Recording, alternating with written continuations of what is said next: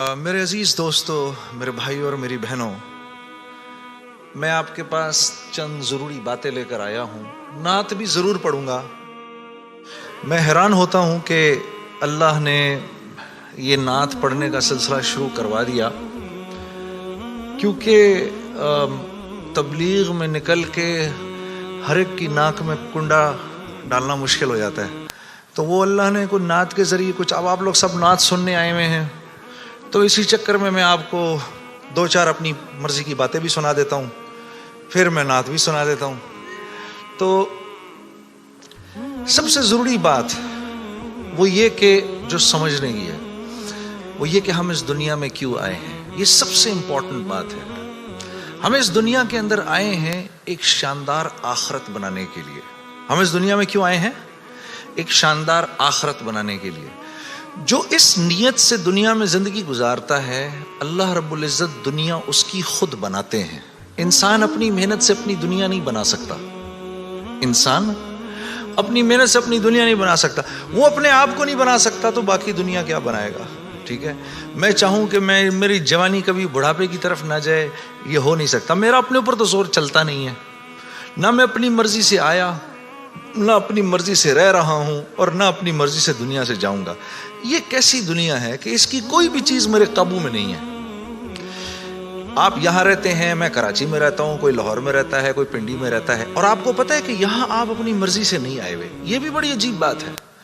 قرآن میں اللہ فرماتے ہیں 5 چیزیں ایسی ہیں جس کے بارے میں کوئی نہیں جانتا، جو اس کے بارے میں جو بات کر رہا ہے سب غلط کر رہا ہے۔ 5 چیزیں کون سی ہیں؟ سب سے پہلے ان اللہ عنده علم الساعہ، اللہ کہتے ہیں سوائے اللہ کے کوئی نہیں جانتا قیامت کب آئے گی۔ وَيُنَزِّلُ الْغَيْثَ، بارش نے کب، کہاں اور کتنا برسنا ہے کوئی نہیں جانتا۔ رزق کس کے پاس کتنا پہنچے گا، اللہ فرماتے ہیں کوئی نہیں جانتا، صرف میں جانتا ہوں۔ وَيَعْلَمُ مَا فِي الْأَرْحَامِ، ماں کے رحم میں یہ تو معلوم کر لیتے ہیں کہ بیٹا ہے یا بیٹی ہے، لیکن اللہ فرما رہے ہیں یہ نہیں معلوم کر سکتے کتنا جیے گا، کتنا کہاں رہے گا، کیا کھائے گا، کیا پیے گا، نیک ہوگا، بد ہوگا، فرما بردار ہوگا، نافرمان ہوگا، اللہ فرماتے کوئی نہیں جانتا۔ پھر اللہ فرما رہے وما تدری نفس ماذا تکسب غدا، کوئی نفس یہ نہیں جانتا، انسانوں کو چھوڑو، کیڑے مکوڑے بھی یہ نہیں جانتے کہ کل ان کو ان کا رزق کہاں سے ملے گا۔ مجھے نہیں پتا تھا کہ آج میں کھانا یہاں بیٹھ کے کھاؤں گا، کوئی آئیڈیا نہیں۔ اللہ کہتے کوئی نہیں جانتا۔ پھر اللہ کہہ رہے ہیں 5ویں چیز وما تدری نفس بأی ارض تموت، کسی نفس کو نہیں پتا کہ اس کو موت کب آئے گی اور کہاں آئے گی۔ سلیمان علیہ السلام کے دور میں ملک الموت سے سلیمان علیہ السلام کی بڑی دوستی تھی، تو ملک الموت حضرت عزرائیل علیہ السلام یہ سلیمان علیہ السلام کے دربار میں اکثر آیا کرتے تھے۔ تو ایک دن دربار میں آئے تو ایک آدمی کو بار بار دیکھ رہے، وہ گھبرا گیا۔ کسی کو ملک الموت دیکھے اس کی ویسی جان نکل جائے گی کہ یہ مجھے، اور وہ بھی بار بار دیکھے تو ویسے ہی ہوش اڑ جائیں گے۔ تو اس نے سلیمان علیہ السلام سے کہا کہ جی ملک الموت مجھے بار بار دیکھ رہے ہیں، آپ ایسا کریں مجھے تو ہندوستان پہنچا دیں۔ تو انہوں نے ایک جن سے کہا اس کو ہندوستان پہنچا دو، تو ہندوستان پہنچا دیا ان کو۔ تو بعد میں سلیمان علیہ السلام نے ملک الموت سے پوچھا کہ تم اس آدمی کو بار بار کیوں دیکھ رہے تھے؟ کہتے میں حیران ہو رہا تھا کہ اللہ نے مجھے کہا کہ اس کی جان ہندوستان میں نکالو، یہ یہاں کھڑا کیا کر رہا ہے؟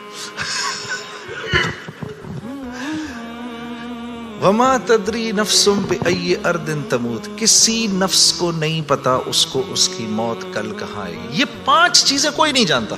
اب ان 5 چیزوں کا براہ راست ہماری زندگی سے تعلق ہے۔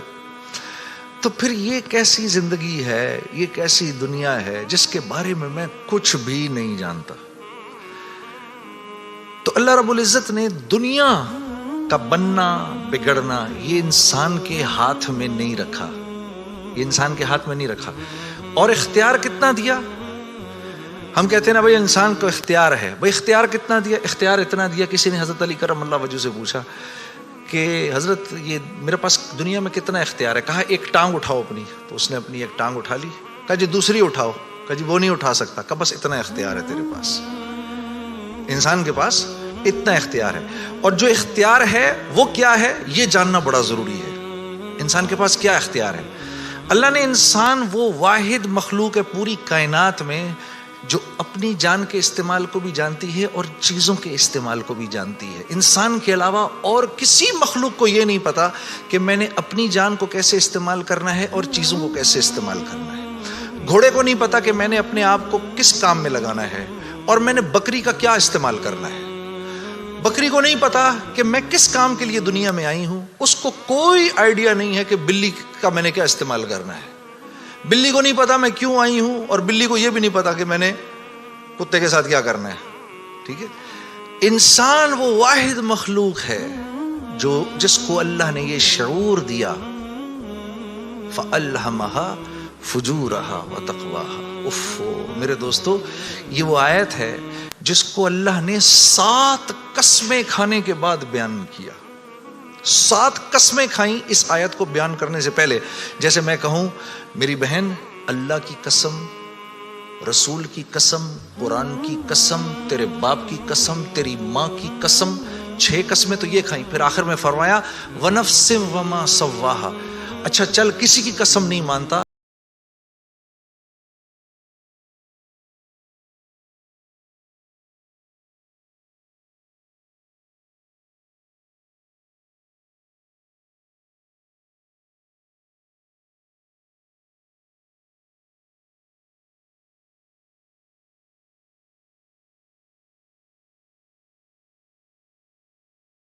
ہے اور یہ ڈال کے تجھے دنیا میں بھیج دیا ہے. جیسے کوئی بھی معاشرہ ہو اس میں سچ اچھا سمجھا جاتا ہے, جھوٹ برا سمجھا جاتا ہے, چاہے وہ مسلمانوں کا معاشرہ ہو چاہے غیر مسلموں کا ہو.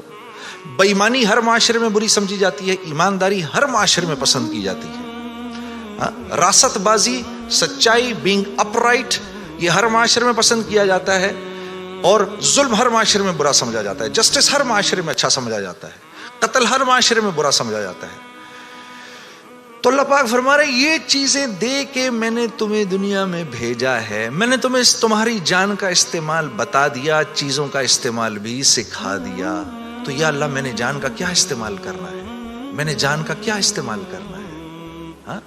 تو اللہ پاک فرما رہے قد افلح من زکاہا, تو نے اپنی جان کا تزکیہ کرنا ہے تو تو کامیاب ہو جائے گا. وَقَدْ خَابَ مَنْ دَسَّاهَا, اور اگر اپنے نفس کو تو نے کھلا چھوڑ دیا تو برباد ہو جائے گا. اب ان 2 باتوں پر علماء نے تفسیروں کی تفسیریں لکھ دی ہیں.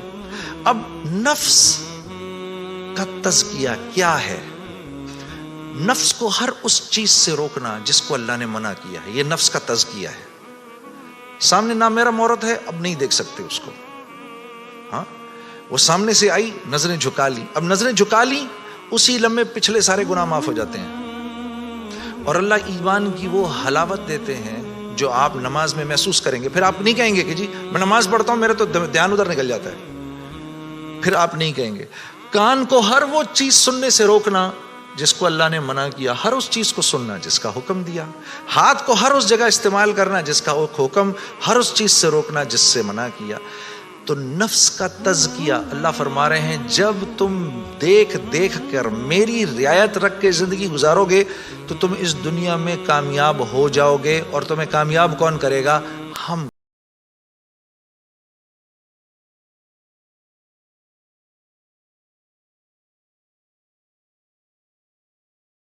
وَلَكُمْ فِيهَا مَا تَشْتَهِي أَنفُسُكُمْ.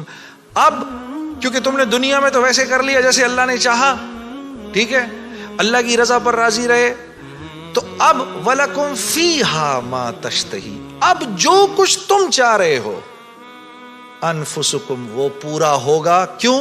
نزلا من غفور الرحیم, کیونکہ تم اب غفور الرحیم کے مہمان بننے والے ہو. تو اب جو چاہو گے پورا ہوگا. اب کہہ لو مجھے اتنے بڑے بڑے گھر چاہیے, مجھے اتنی اتنی بیویاں چاہیے, اتنی اتنی حوریں چاہیے. دنیا کی عورتیں کہہ دیں کہ مجھے اس کی شکل دوبارہ نہیں دیکھنی. ہاں جی, میں نے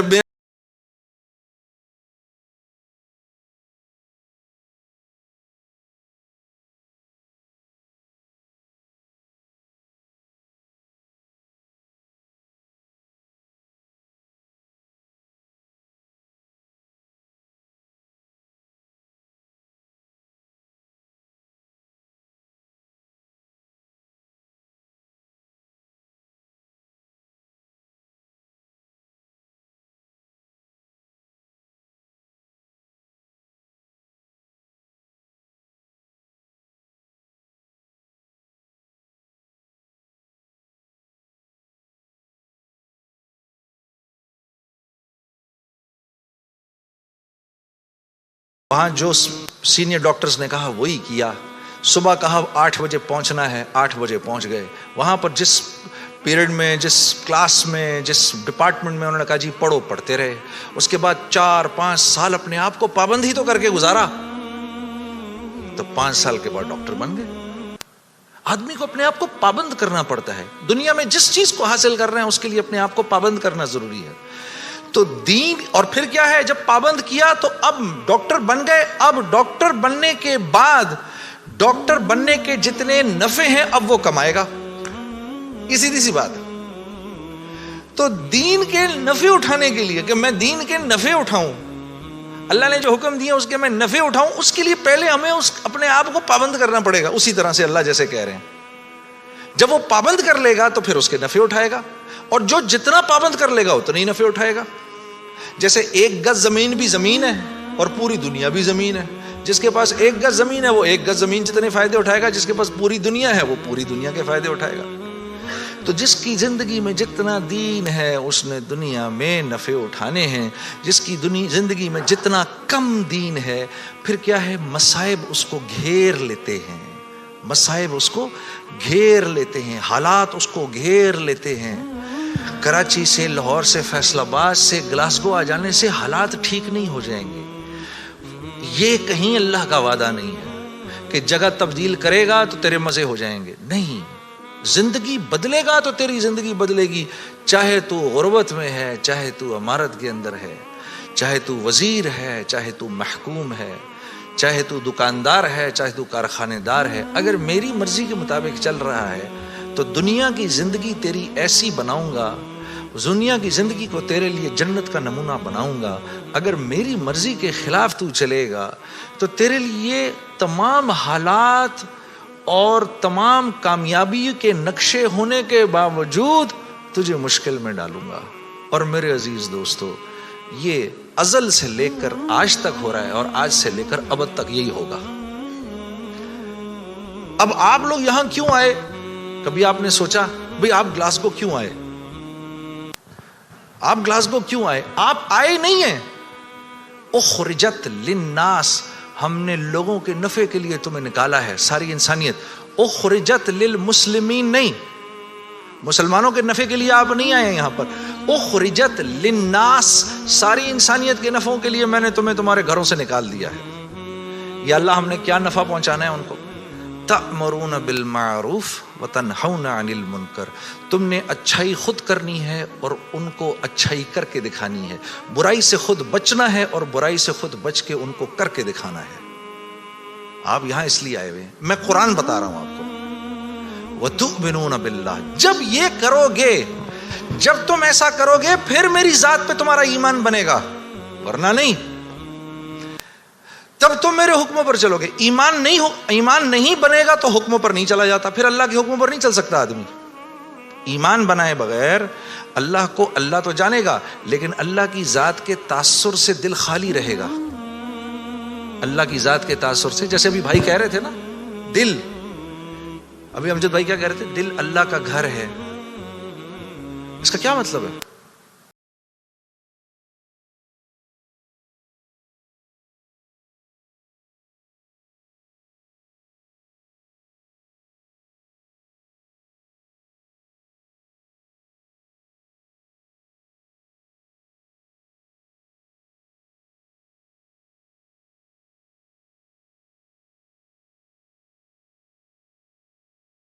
پھر جس کمرے میں میں نے رہنا ہوگا اس کا کوشش کریں گے کہ بھئی یا تو اگر اس میں اٹیچ باتھ روم ہے تو باتھ روم کلین کیا جائے.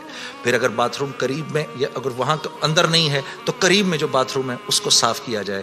گھر کی شیٹس بیڈ پہ نہیں لگیں, پردے صاف ہوں, قالین صاف ہو. بھئی بچوں کو اب کمرے میں نہیں چھوڑنا, بھئی خراب نہ ہو جائے, بھئی کل آ رہے ہیں, بھئی جنید صاحب کل آ رہے ہیں یہاں پر. یہ کیا مطلب ہے اس کا؟ یہ مجھ سے محبت کرتے ہیں, یہ نہیں چاہتے کہ میرے دل میں ذرا سی بھی خلش آئے کہ یار یہ مجھے کس کمرے میں. یا کبھی ایسا ہوا ہے کہ گھر میں کوئی نیا مہمان آ رہا ہو تو جس کمرے میں اس کو ٹھہرانا ہے اس کمرے میں بچے بھی کھیل رہے ہیں, گند بھی ہو رہا ہے, اور جب آئے تو بچوں کو کہا کہ ایسا کریں کہ بچے بھی ادھر ہی کھیلتے رہیں گے, تسی بھی اپنا سامان اتھے ہی رکھ دو کدھر. کبھی کیا ہم نے اپنے مہمان کے ساتھ؟ تو دل میں ہو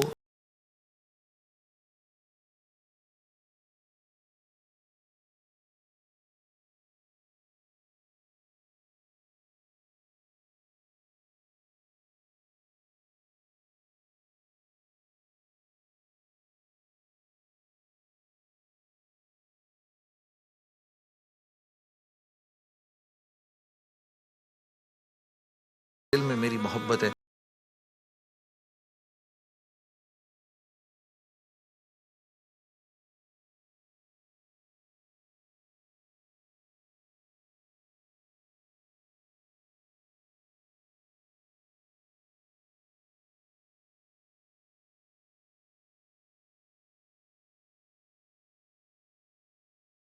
آپ کے دل میں اپنی جگہ دیکھے گا. اللہ پہلے آپ کے دل میں اپنی جگہ دیکھتے ہیں. لیکن اگر اس کے اندر اللہ کے غیر کا تعفن ہے, اسی لیے تو پھر نماز میں دل نہیں لگتا. اچھا پھر نماز میں دل نہیں لگتا, پھر تھوڑی دیر بعد شیطان کہتا ہے بھائی کیا یار ٹائم ویسٹ کر رہا ہے یار, چھوڑ کوئی اور کام کر. ادھر اس نے نماز چھڑائی, ادھر شیطان نے نماز چھڑائی, ادھر آپ اور میں گئے کام سے. ادھر نماز گئی, ادھر ہم گئے, بس چھٹی, اب فارغ. اب فٹ بال کی طرح شیاطین کبھی لات ادھر سے ادھر ماریں گے, کبھی ادھر سے ادھر ماریں گے, کبھی ادھر سے ادھر. برکت بھی گئی, زندگی کی برکت گئی, مال میں برکت گئی. جو فجر کی نماز جان بوجھ کے چھوڑتا ہے اس کے چہرے سے اللہ صلحہ کا نور نکال دیتے ہیں. جو ظہر کی نماز جان بوجھ کے چھوڑتا ہے اس کے رزق میں سے برکت ہٹا دی جاتی ہے. جو عصر کی نماز جان بوجھ کے چھوڑتا ہے اللہ اس کے جسم کی طاقت کو سلب کر لیتے ہیں. یہ بیمار رہتا ہے اندر سے, اس کو بیمار رکھتے ہیں. جو مغرب کی نماز جان بوجھ کے چھوڑے گا اس کو اس کی اولاد سے کبھی کوئی نفع نہیں ہوگا. اس کی اولاد ساری زندگی اس کی نافرمان رہے گی. جو عشاء کی نماز جان بوجھ کے چھوڑے گا اس کو کبھی راحت چین کی نیند نہیں آئے گی. تو اس کے علاوہ میں نے دنیا میں کرنا کیا ہے, اور یہی 5 چیزیں تو چاہیے مجھے دنیا کے اندر.